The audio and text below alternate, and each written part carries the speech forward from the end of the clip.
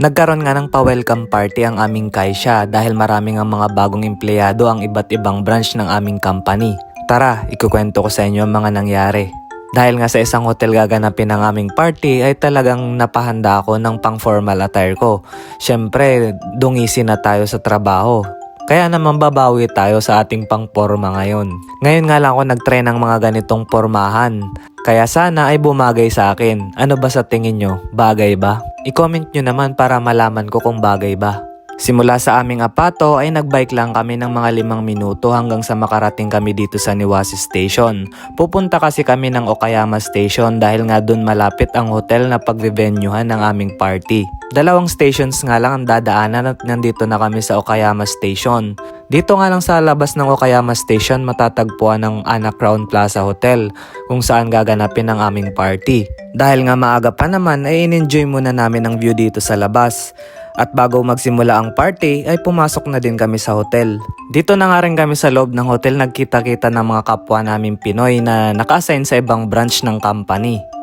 At di nga nagtagal ay nagsimula agad ang party. May konting speech lang at nagsimula agad ang kainan.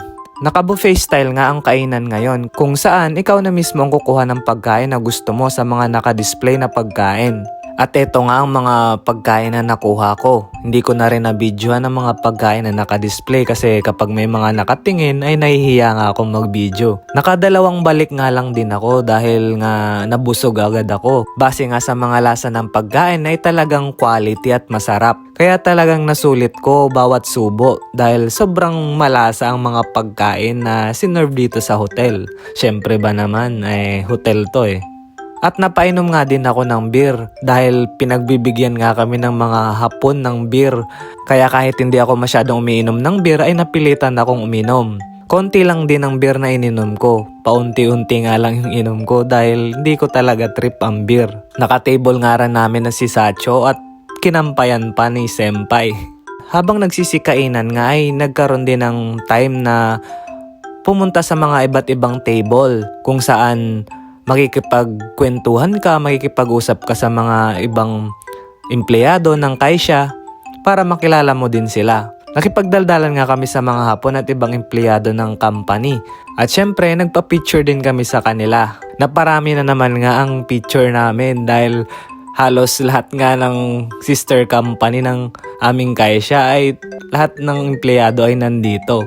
Pagkatapos nga ng kainan, isa-isa nang pinakilala ang mga bagong empleyado ng iba't ibang branch ng aming company.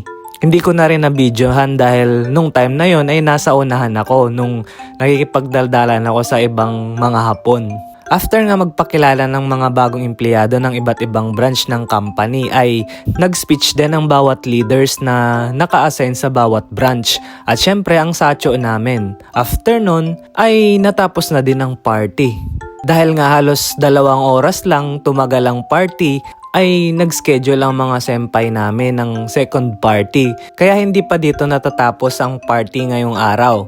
Gaganapin nga ang second party namin sa isang park kung saan maraming mga cherry blossoms. Kaya abangan nyo sa susunod na vlog. Paano ba yan? Hanggang dito na lang muna. Salamat sa iyong panonood. Hanggang sa muli. Paalam!